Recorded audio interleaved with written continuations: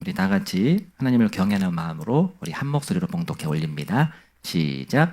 이르되 예수여 당신의 나에 임하실 때에 나를 기억하소서 하니 예수께서 이르시되 내가 진실로 내게 이르노니 오늘 내가 나와 함께 낙원에 있으리라 하시니라. 아멘. 아멘. 네. 오늘 정말 모시기 힘든 우리 귀하신 분을 모셨는데요. 우리 이분을 모셨습니다. 예, 우리 오덕 선교사님이신데요. 우리 오덕 선교사님은요, 제가 베트남에 있을 때 한 10여 년 우리 같이 했던 그런 귀한 선교사님이시고요. 제가 들어보니까 올해 이제 은퇴를 앞두고 있는데 32년, 몇 년요? 32년간이나 이렇게 사역해서 아주 귀한 선교사님이시고요. KPM 우리 베트남 캄보디아 우리 지역당도 하셨고 또 여기 나오신 대로 이렇게 베트남 남부 한국 NGO 뭐 협의회장도 하셨고요. 아주 귀한 일 하셨는데 제가 이분을 좀 이렇게 보다 보니까 이분이 별거를 다 공부하셨더라고요. 그래서 아주 베트남에 계실 때도 제가 참 존경하고 사랑하는 그런 분이었는데 특별히 IT 쪽에 많이 하셨는데 저 연세도 불구하시고 드론 자격을 가지고 계세요. 드론 하는 거. 그리고 AI 1급 지도사 자격증도 가지고 계십니다. 멋있죠? 그래서 제가 한번 물어봤습니다. AI한테 오덕 선교사님 어떤 분이야? 하고 물어봤더니 이렇게 답하더라고요. 베트남의 오덕 선교사는 오래전부터 호치민에 사역해온 한국인 선교사로 알려져 있습니다. 확인된 내용으로는 1993년 베트남 수교 직후부터 들어가 사역을 시작, NGO 활동가, IT 전문가로 사역, 베트남 정부 및 기관들과 긴밀한 협력 관계 형성, 과거 호치민 한국문화원장으로 활동, 교육, 문화, IT 분야를 중심으로 전문인 선교 진행, 의료, 구제, 장학사업, 한국어 교육, 컴퓨터 교육, 사랑의 집 지키 등 다양한 성김 사역 수행, 최근에는 세계 한인 한국인 기독교 총연합회 세기총 베트남 호치민 지회장 및 준비위원장으로 활동하며 한반도 자유 평화 통일 기도의 환영사를 맡음. 특히 전통적인 교회 개척 방식보다 비즈니스 문화 교육을 통한 전문인 선교 모델을 잘 보여주는 사례로 자주 소개됩니다. 역사의 빛을 갚는 마음으로 베트남을 섬긴다는 표현도 남겼습니다. 즉 한마디로 베트남에서 문화, IT, NGO를 통해 복음을 전하는 대표적인 전문인 선교사라고 볼 수 있습니다. 멋지죠? 네, 이 귀한 분을 우리 모시게 됐는데요. 함께 또 이 교회를 이렇게 섬기고 계시는 모습이 너무나 귀하게 여겨집니다. 사실 제가 이제 제목을 VMR 투아웃이라고 이렇게 정했습니다. 그 이유는 제가 정말 이제 한국에서 목회를 13년을 했고 또 베트남에서 선교를 32년을 했는데 이제 정말 제가 공적으로는 마지막 정직자로서의 마지막 하나의 말씀이다 생각하면서 그렇게 참 기도하면서 준비했던 본문과 제목입니다. 제목을 VMR 투아웃. 오늘 본문을 읽으면서 더 말씀을 드리지 않아도 우리가 참 이 말씀 속에서 큰 은혜를 받았습니다만 제목 자체가 야구의 한 장면 연상이 되는 그리고 정말 그 아주 긴장되는 그런 순간이 떠오릅니다. 점수는 뒤쳐져 있고 이제 정말 관중들은 자리를 뜨고 있고 또 아나운서는 이제 끝났습니다 하고 이렇게 참 외치고 있는 이럴 때에 그 마지막 순간에 그런데 기대하지 못했던 그런 기적이 역전이 일어났습니다. 우리 인생도 그런 것 같습니다. 이제 끝났다. 이제 마지막이다. 이제는 더 이상 희망이 없다. 이렇게 느껴질 때가 있습니다. 그것이 때때로는 내 건강 문제 때문에, 재정 때문에, 내 가정 때문에, 내 삶의 무게 때문에 그렇게 느낄 때가 있을 것입니다. 그래서 사실은 바울도 그렇게 고백했습니다. 힘에 깊도록 심한 고난을 당하여서 살 소망까지 끊어지고 사형 선고를 받은 줄 알았다. 이렇게까지 사도 바울이 고백했었습니다.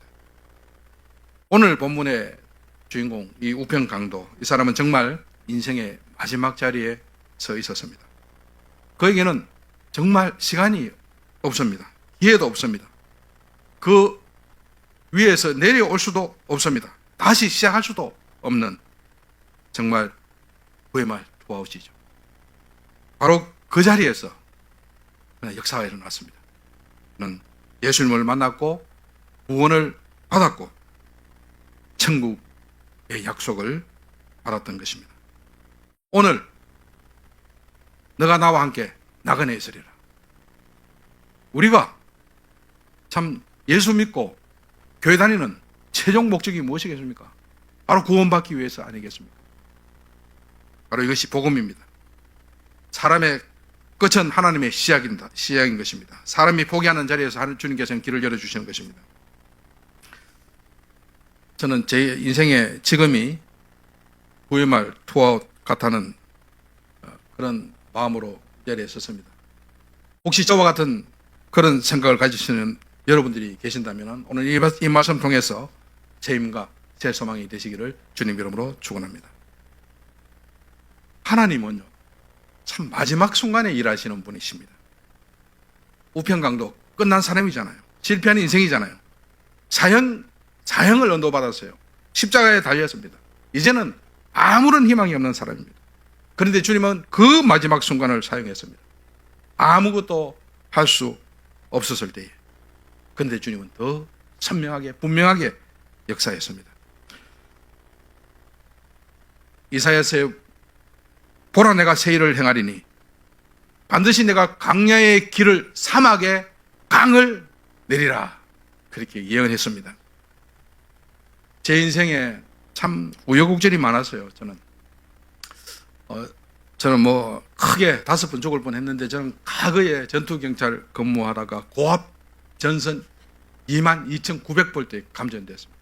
간첩 침투 거부작전을 수행하는 중에 이렇게 고압선에 감전되고 10m의 전신주에서 추락하고 사망보고가 올라가고 10일 동안 의식불명 상태에, 그리고 정말 남의 피를 12봉지를 수혈을 받고 5차례 대수술을 받고 하나님이 극적으로 저를 구원해 주셨습니다. 할렐루야. 그래서 저는 그 외에도 죽을 뻔한 순간들이 많았어요. 물에 빠져서 죽을 뻔했던 일들 여러 차례 있었고, 불로 죽을 뻔했던 일도 여러 번 있었어요. 자, 여러분 한번 따라하겠습니다. 하나님은 마지막 순간에 일하십니다. 아멘. 예. 또 하나님은요, 기울어진 운동장에서 더 크게 일하시는 분입니다. 아멘. 우리 사람들은 조건이 좋아야 돼요. 환경이 좋아야 됩니다. 좀 더 풍부한 여건 속에서 일하기를 원합니다. 그런데 우리 주님은 기울어진 운동장에서 일하십니다. 여러분, 성경을 보십시오. 기도원의 300용사가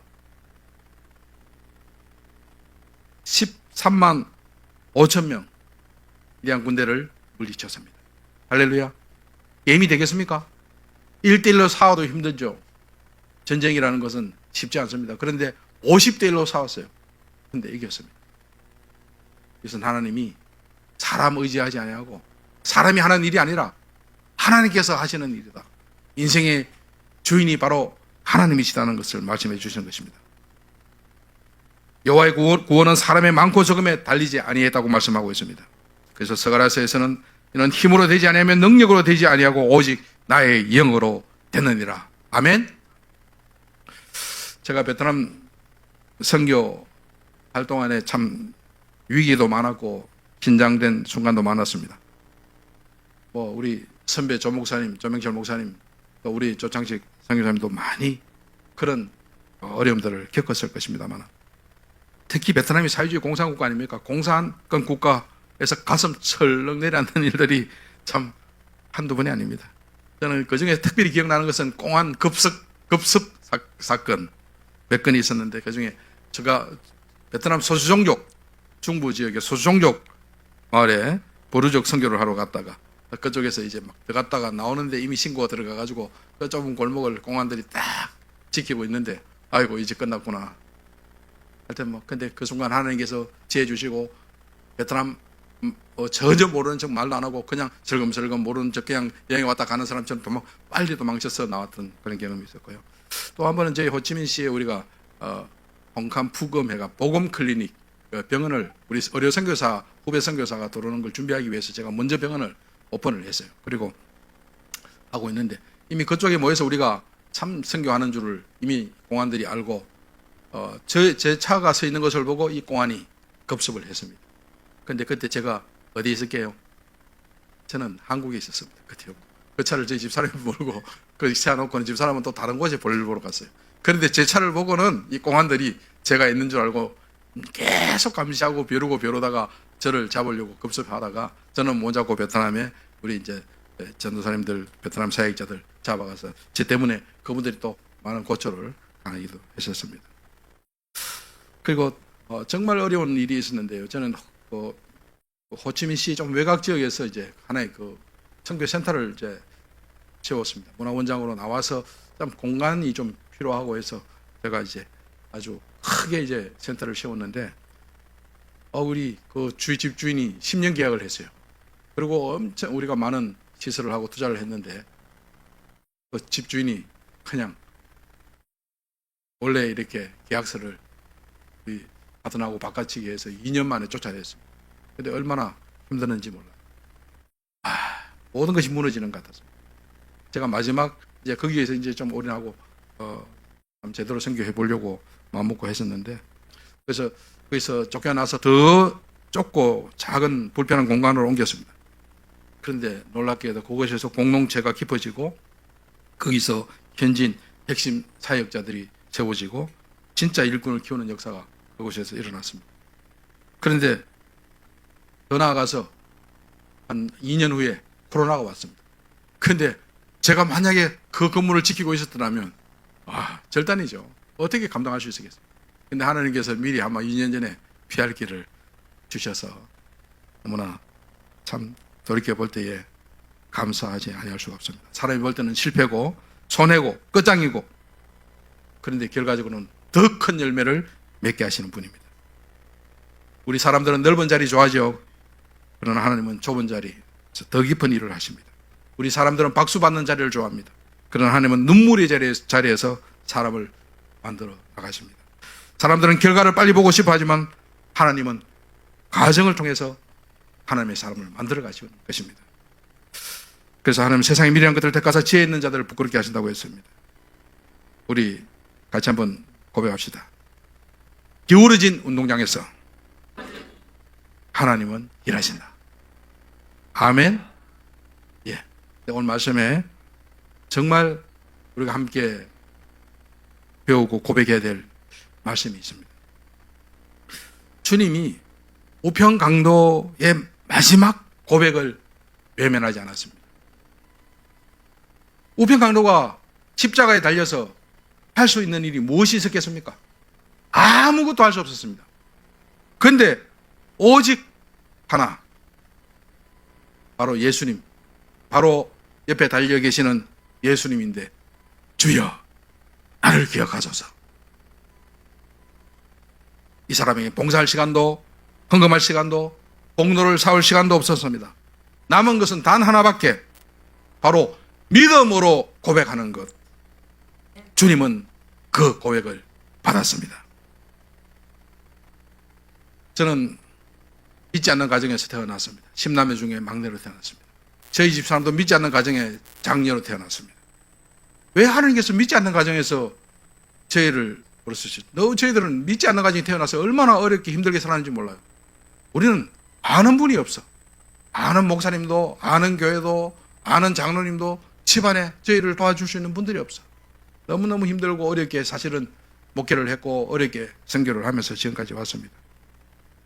그런데 하나님께서 이 믿지 않는 가정에서 저를 택하시고 저희 집사람을 택하신 이유가 있습니다. 저희 장인이 한 6, 7년 전에 돌아가셨어요. 그런데 우리 장인이 어떤 분이냐? 장교에 정교를 지내십니다. 정말 너무 엄격하시고 전혀 도덕적으로 완벽하셨던 분이십니다. 실수가 없는 분입니다. 목사인 제가 감히 우리 장인 앞에는 서서 말할 수 없는, 면찮게 이렇게 말하기가 어려웠던 분이, 참 어려웠던 분이었어요. 그런데 장인이 백혈암 선고를 받았습니다. 그래서 이제 병원에서 이제 안 된다. 그래서 이제 그 연명 치료도 포기하고 동네 병원으로 옮겼습니다. 근데 하나님께서 그 생명을 2달간 연장을 시켜주셨는데 그때에 이 장인이 계신데 제가 장인 돌아가시니 못 볼 줄 알고 병원에서 눈물로 기도하고 왔는데 장인께서 생명을 하나님께서 연장시켜 주셨는데 이때 꼭 전도해야 되겠다. 그런 간절한 마음 가지고 장인께 아주 간단하고 쉬운 사형미로 가지고 복음을 전했어요. 그 정말 대단하신 우리 장인 어른께서 관문을 열고 나는 예수님을 나의 구주 나의 주님으로 모십니다. 할렐루야. 아멘.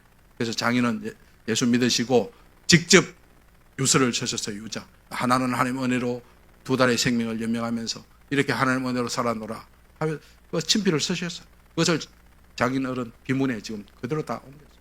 할렐루야. 세례받고 예수 믿고 돌아가셨어요. 그런데 장모님은 이번 겨울에 돌아가셨습니다. 그런데 장모님은 더 우리 장인 어른보다 더 완고하셔. 그런 모습들을 다 지켜보시면서도 이 예수 믿는 게 쉽게 우리 사람의 힘으로 되는 게 아니에요. 그래 안 믿으시는 거예요. 그런데 이제 저희 집 사람이 저희 선교사들은 이렇게 부모님이 돌아가셔야 나오시지 돌아가시지 나오지도 못해. 저는 이제 장모님 유도하실 수 있다고 신청했는데도 허가가 안 났어요. 집사람 먼저 보냈어요. 그래서 집사람도 허가 받고 나가야 되는데 어쨌든 집사람 한국에 먼저 나와서 어머님 한 열흘 정도 돌봤어요. 그러면서 마음을 또 계속 이렇게 가장 참 좋아하는 큰딸이 옆에서 어머님 간병하면서 전도를 했죠. 그리고 우리 손녀, 우리 딸이 서울에서 한 몇 번을 내려와서 또 전도를 했습니다. 그리고 복음을 전했는데 예수님을 믿고 영접하시고 그 다음에 시골에 계시는 목사님 모셔가지고 와서 세례 받으시고 나도 이제 원도 한도 없다 하고 그 다음날 천국 가셨습니다. 할렐루야. 아멘. 자, 하나님은 마지막 믿음의 고백을 외면하지 않으시는 분이십니다. 아직 믿지 않는 가족 때문에 기도하시는 분이 계십니까? 오늘 이 말씀 여러분들에게 위로가 되시고 힘이 되시고 용기를 가지시고 여러분들의 가족들 전도하는 열매 맺는 그런 놀라운 역사가 일어나기를 주의 이름으로 축원합니다. 저는 오늘 제 인생이 구원말 투아웃이라는 마음으로 이 자리에 섰습니다. 그런데 여러분도 저와 같은 마음을 가지시고 절박함으로 오늘 주님 앞에 우리가 함께 말씀 앞에 대면하는 저와 여러분 되기를 주의 이름으로 축원합니다. 저는 13년 한국에서 목회를 하고 32년 선교지에서 사역했습니다. 그런데 제가 1년 반 전에 전립선암 수술을 받았고 또 최근에는 정기검진 결과 또 내시경 검사 중에 또 다른 암이 의심된다는 그런 소견을 듣고 그 검사 결과를 기다리고 있는 중에 있습니다. 또 뭐 이런 중에 양한 복시 앞이 안 보여. 위에 하나, 사물이 밑에 하나, 2개로 보이는데 안 보이는 것보다 더 못해. 그 다음에 지금 당뇨는 오래전부터 당뇨는 달고 있어. 사실은 이제 걸어다니는 종합병원입니다. 근데 우리 조창식 목사님은 오늘 저를 보자마자 대반 쪽집게. 어떻게 그렇게 제 아픈 데를 다 알아내시는지. 그리고 오늘 제가 이 치료를 너무 잘 받아요. 근데 제가 막 밤에 화장실을 10번씩 가야 돼. 근데, 오늘, 그래서 오전 되면 제가 비몽사몽이에요. 근데 오늘 이제 딱 들어서자마자 그냥 바로 막 이 치료를 해 주시니까 제가 지금 좀 정신이 말똥해가지고 이 자리에 서서 말씀을 전합니다. 할렐루야. 예. 참, 쉽지 않는 선교사의 길을 32년간 달려왔습니다. 참, 근데 이제 원래 제가 은퇴입니다. 그래서 은퇴를 준비하기 위해서 나왔는데 이게 참 선교사로 지내기도 힘들었는데 은퇴하기 더 힘드네요. 참 우리 조 목사님 존경스럽습니다. 우리 교단에서는 은퇴하려고 하니까 전에는 뭐 다른 분들 다 은혜롭게 봐줬던 것 같은데 제가 빚이 많아, 적자가 많아. 이거 다 갖고 은퇴하래. 내 진짜 몇 천만 원 되는 걸 내가 어떻게 다 갚습니까? 참 정말 힘드네요. 그래서 어쨌든 그래도 하나님 불쌍히 여기 주시겠지 하고 나와서 한번 막 전국 교회를 한번 다녀보고 있는데 뭐 결과는 하나님께 맡기고요. 뭐 안 되면 안 되는 대로, 되면 되는 대로. 여러분, 그래서 저는 제 처지가 지금 다 포기하고 내려와야 될 때처럼 보입니다. 그런데 제 마음속에 포기할 수 없는 그런 믿음이 있습니다. 아직 끝나지 않았다. 믿습니까? 아직 마지막 타석이 남아 있습니다. 역전의 기회가 남아 있습니다. 하나님께서 비실비실한 제 자신이 건강이지만 건강도 재정도 남은 사역도 또 은퇴 후에 제가 해야 할 일에 대한 기대도 지금 남아 있는데 하나님께서 은혜 주실 줄로 믿습니다. 여러분, 제가 이번 추운 겨울에 장모님상 당하고 나와서 겨울에 한국에 오니까 제가 참 한국이 너무 좋은데 딱 싫은 게 하나 있어요. 이 추운 겨울 꼼짝을 못 하겠어. 따뜻한 남쪽 나라 베트남이 얼마나 좋은지 모르겠어요. 그래 꼼짝을 못하고 방 안에서 그냥 갇혀 있으면서 이 시간 보내기가 얼마나 힘든지 바깥은 못 나가겠고 방 안에만 있으니까 방콕에서 뭘 해야 될까 고민을 많이 하다가 제가 이렇게 보낼 수 없다. 그래가지고 제가 준비를 했습니다. 그래가지고 자격증을 2개를 땄습니다. 아까 조 목사님 말씀하셨던 드론 조종사 자격증 땄습니다. 그리고 이제 AI 활용 지도사 1급 자격증을 땄습니다. 할렐루야. 나이 70에 하면 된다. 할 수 있다. 아멘. 예, 하면 됩니다, 여러분. 예, 그래서 근데 은폐하니 뭐 할래? 저는 모르겠습니다. 근데 하나님께서 또 알아서 쓰시겠죠. 조 목사님 보니까 이 귀한 걸 배우셔가지고 좀 멋있게 이제 목회하시는데 교회가 너무 훈훈하고 너무 따뜻하고 아이고 누구든지 오면 손해 안 볼 것 같아요. 너무 많은 걸 얻어갈 수 있는 그런 참 복된 임마누엘 선교 교회가 되는 것 같습니다. 할렐루야.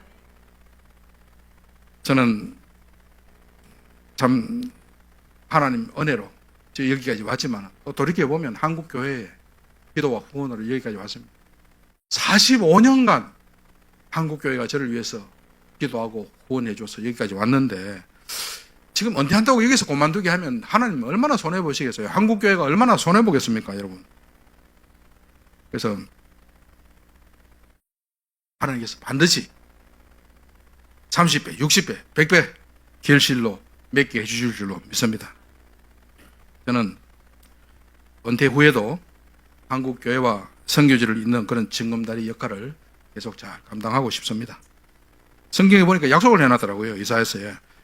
너희가 노년에 이르기까지 내가 그러하겠고 백발이 되기까지 내가 너희를 품을 것이라.